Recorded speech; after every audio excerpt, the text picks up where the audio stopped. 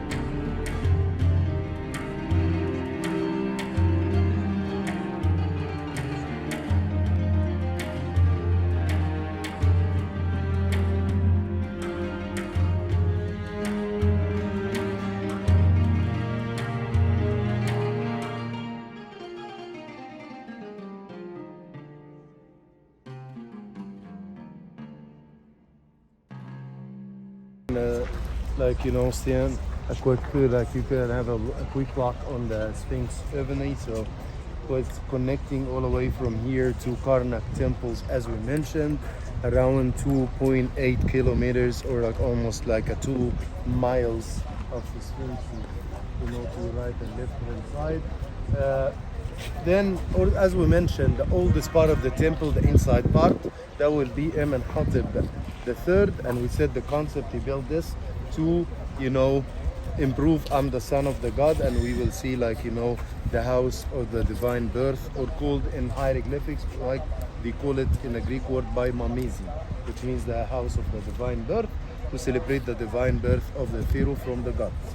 To improve I'm the son of the god, I mean, start to have the title of Sarah, son of the god, so he's the pharaoh. But the outer part, that belongs to King Ramses II. That's why already those sphinx was created by Amenhotep III, while Ramses II put his name, but then later on, so Banejim put his name on him as well. Nechtenepu, the one built the first pylon of Karnak temple, the one is unfinished. He put some of those, you know, of those sphinx, he put his name on him. By the way, you see, it used to be 2 obelisks right in front of the temple, while you could see only one. The one to your left hand side is still standing, and you could see the base of the second one to your right hand side. Where is the second one? No. Paris, yeah, Conquered Square in Paris. You know, Muhammad Ali, during the Ottoman time, they were in very good relationship with Europe, especially France. Muhammad Ali decided to make this relationship a bit stronger. That's why he decided switching gifts. He decided what is a gift to give it to the French. He said, okay, we have a lot of obelisks here. No problem, take one of them, send it to France. That's why, you know, they cut this obelisk from right in front of Luxor temple, which belongs to King Ramses II, made out of the beautiful stone, red granite stone, and gifted to France. French took it, put it in Dynasty Square in Paris, Conquer Square. Then the French start think, what is a gift to give it to the Egyptians? Do you know what they give us? clock? A broken clock tower. Yeah, broken, yes. It's unworking from the beginning. That's why I could imagine, give them an ancient obelisk back to the time of King Ramses, 19th dynasty, 1279 BC. Then they give us a broken clock tower. At least the obelisk still works. Yeah, that's why I think that wasn't a good deal. No, definitely not. I know. Anyway, the unworking clock tower that was fixed now in the mosque of King Muhammad Ali, which is located in a citadel in Cairo, or the fortress in Cairo. So, also you see four statues, standing ones to right and left hand side, showing the pharaoh with the double crowns of upper and lower Egypt, and also, you know, is one of them is in showing the semi-Osiris style, the one to the left-hand side. While there is two sitting statue showing the pharaoh sitting on his kingdom throne, wearing the double crowns of upper and lower Egypt, as some people believe. It's very similar style of the Colossi of Memnon. That's why some Egyptologists believe maybe that belongs to Amenhotep III as well, while Ramses II, he put his name on them.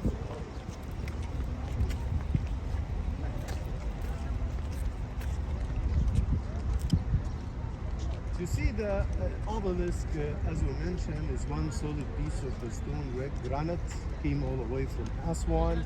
You see the baboon phrase from, you know, down, you know, in the base of the obelisk.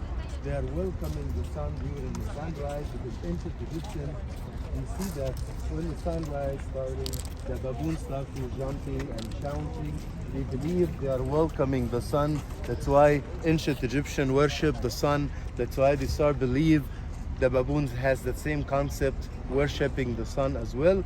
But do you know what the real thing we know? So we recognize it right now. Baboons, they are complaining because the sunrise start to hurt the eyes of the baboon. That's why they're not welcoming the sun, but they are complaining. Yeah? أيوة كده.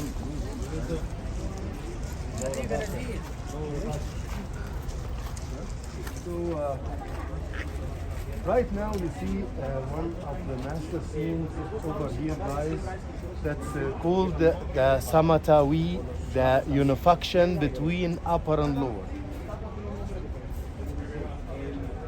It's a bird. Maybe good luck. That's called Samatawi, unification between upper and lower. By the way, Egypt has been divided so many times in the history between upper and lower. That's why for sure the pharaohs, they want to improve ruling the whole country. We can improve this by the double crowns, by building the two symbols of upper and lower, papyrus and lotus flower, or another scene here called the Samatawi. The God, his name is Habi, not Happy. Habi, the god of the Nile River. Okay, is a big belly, poops. Okay, you know. But anyway, he's represented male and female because he represented even, you know, fertility and flooding of the Nile River, which is helps for the agriculture. That's why you see here he has the ropes to tie the two symbols of upper and lower Egypt, you know, which is called in hieroglyphic Samatawi, the unification between upper and lower lotus and papyrus. So he's tied them together with the ropes, hardly pushing with his legs, you know, to keep it tight. But what this is, when they was making the details, happened a crack on the statue. The statue has to be one solid piece. That's why they start to think how they could fix up that. They dig this hole and they stick a piece of wood, sycamore wood. You know the sycamore tree? Yep. Sycamore fruit. It's a sycamore wood. Then they put water. The wood by the water expands. That's why it became like a lock. As some, what they call it in art, the dovetail. Okay? So they put it, it's gathering the two pieces together. Mm-hmm. So we got it?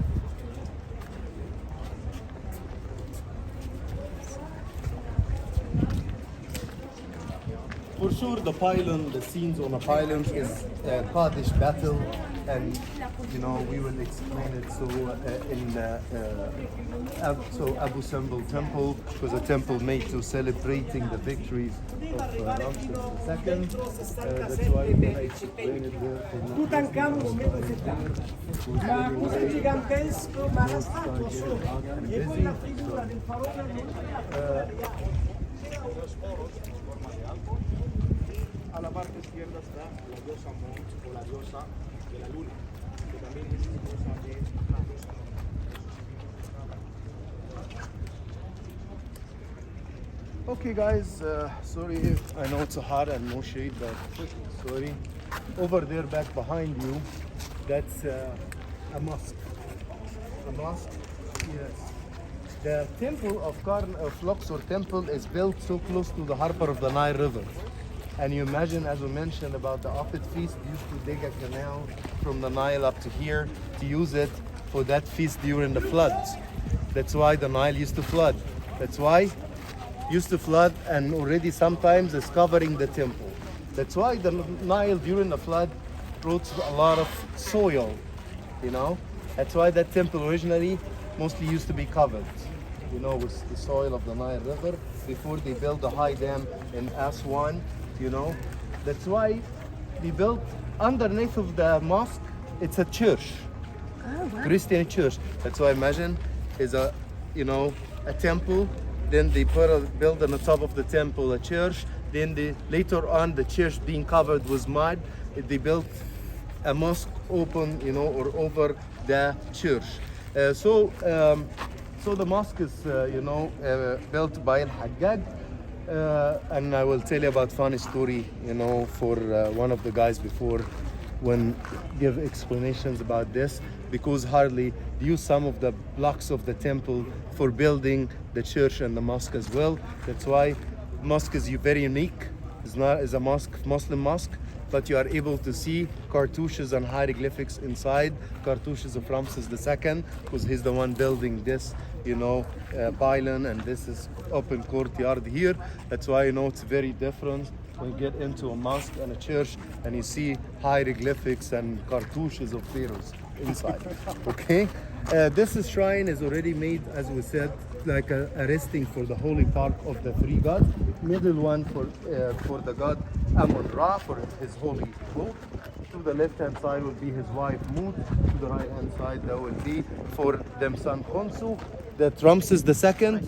Okay, do you know when during the excavations and the restoration, hardly you find on the top the cartouche of Queen Hatshepsut. That's why that's originally same made by Queen Hatshepsut, and then Ramses moved it up to here and put his name on it. That's why hardly one of the cartouches, how they could use, like say it's a female by putting the letter T, the half circle. That's why we find one of the cartouches of Ramses including the letter T. It seems like a female, because they forgot to remove this during he put his name on that stuff, which is belonging to Hatshepsut originally. To your right and left hand side, you find the open courtyard with the columns. Between the columns is statues of the pharaoh himself, while some of it was the double crown, showing the pharaoh standing with the left leg forward. So some of it was the upper crown, some was the lower crown to make the balance. The pharaoh of upper and lower. Between them legs, or next to the legs, you will see some scenes for his sons and daughters. Okay, so some people said the wife, sons and daughters. Wives, they are here, next to his legs for the sitting statues. Que todavía no se acaba.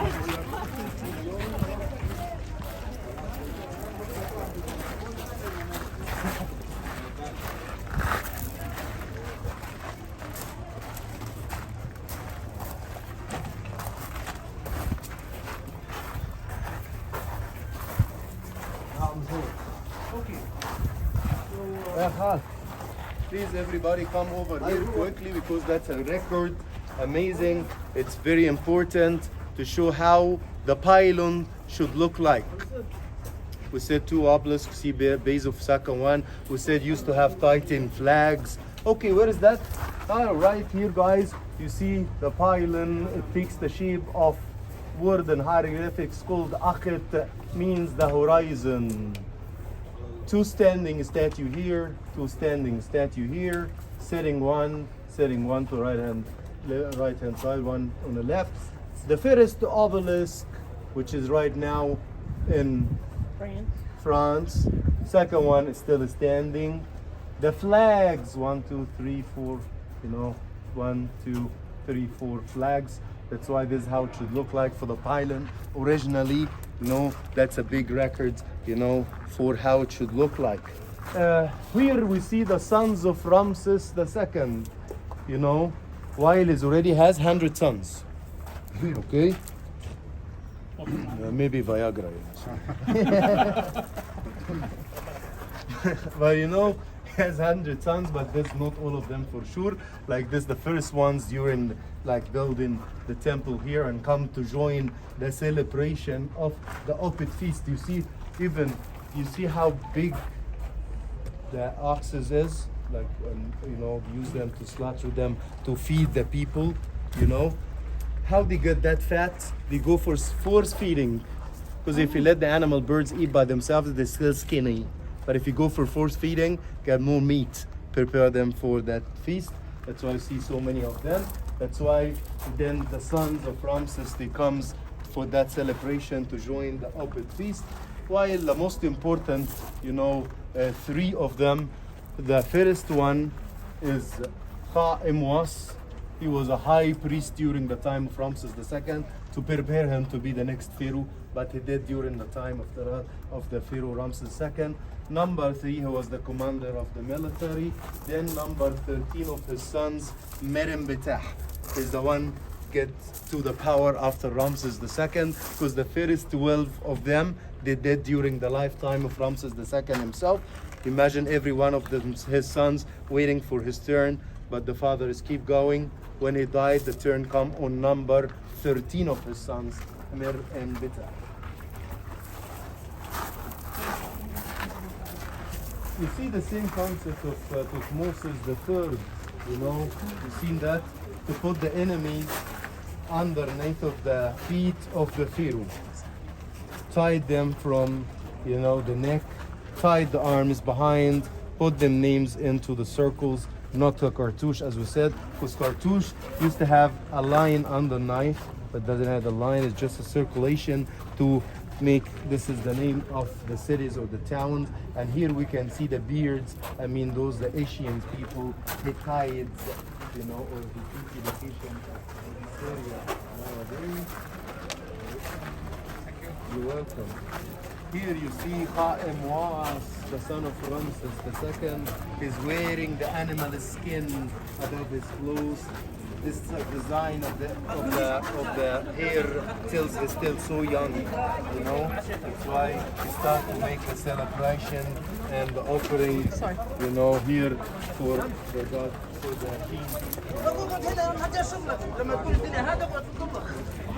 The second take them and put his name on it, and that's for the main gods of the temple, was the features of King Tutankhamun, Amun-Ra and his wife name.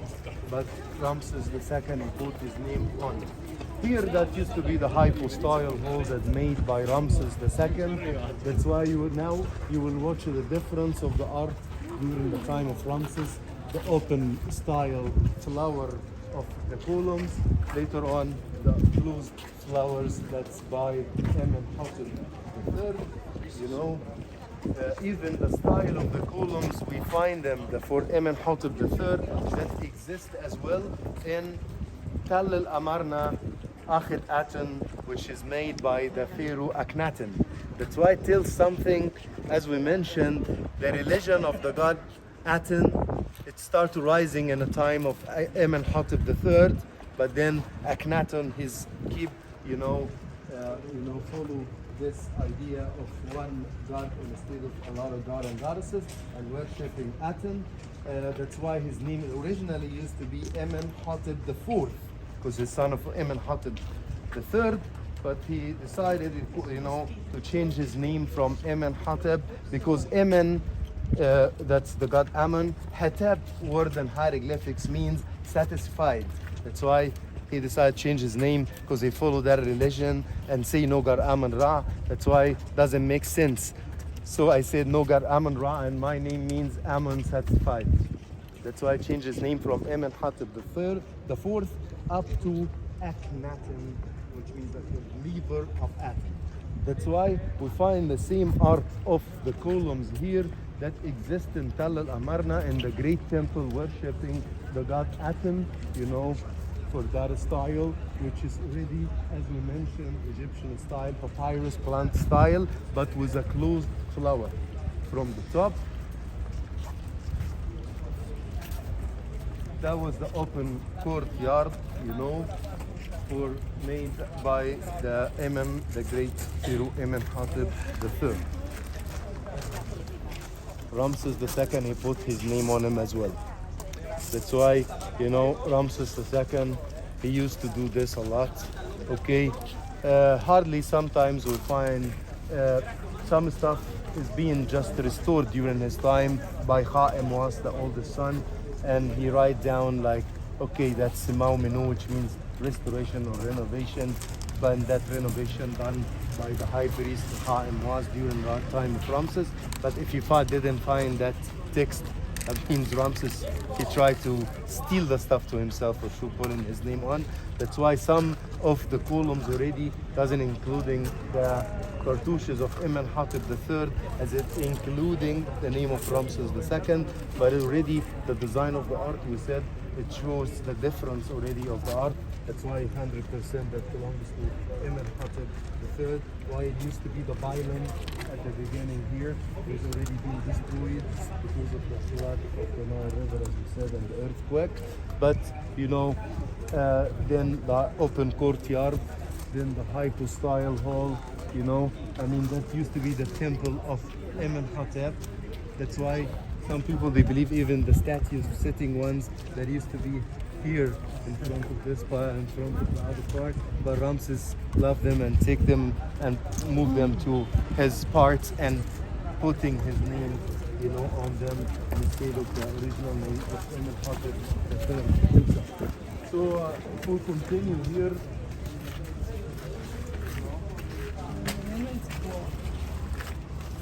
it used to have colors, guys, so we could see reliefs of the colors that still exist around you, but hardly the colors doesn't survive because of the flood water. It's removed the colors a lot, but it's more of the colors that survive inside.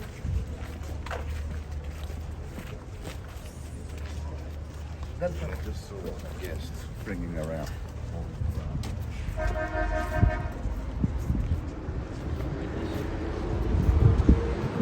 Over here, some people, they said that's maybe change it into a church. No, we have a church, yes. The church is outside, as we said. Here is something else. Some people, they think that's like, so saints or no, that's Roman emperor. That's worshipping the Roman emperor. Because as we mentioned, during the Roman time, the emperors, they believe emperor he's the god himself. That's why it is about worshipping. That's why they cover the scenes by a layer of of plaster as well, and they start to put the scenes for worshipping the Roman emperor. That's why here is not a church. The church is outside under the mosque. There's another one also outside the wall, but that's about worshipping the Roman emperor. Again, the design of the ark during the time of Amenhotep III, by the way, was so beautiful. Tiny details. It's amazing. That's why the colors, you still see reliefs of some of the original colors still last. That's why the art is amazing during the time of Amenhotep III. Why it is already doesn't exist so much now, but let's see.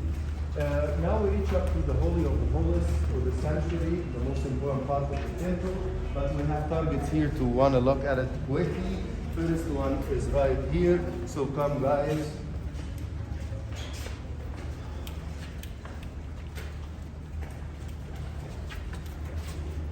So we read a lot of hieroglyphics. Anybody can read hieroglyphics now?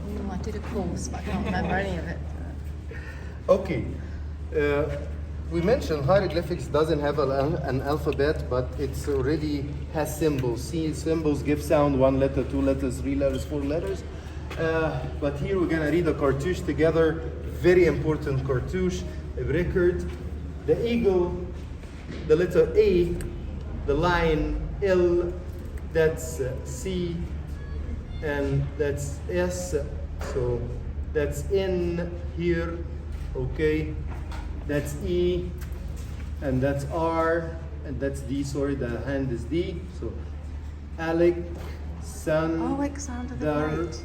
Alexandrus. So Alexandrus, because when you see C and K together, so they get pronounced like X. So Alexandrus, yes. We said back to Greek time, he loves to end, the name was S. That's why, guys, here, 1 cartouche. The cartouche there as well, Alexander. Okay, here Alexander, that means Alexander the Great. That's why the scenes here, who? Alexander the Great himself as a pharaoh. You see he's wearing the double crowns of upper and lower, give us offering to the god Amun-Ra. The man with the 2 feathers. Here, Amun-Ra, Kamut F or Amun-Ra, men, symbol of fertility for sure. Yeah. Ancient times. Yes.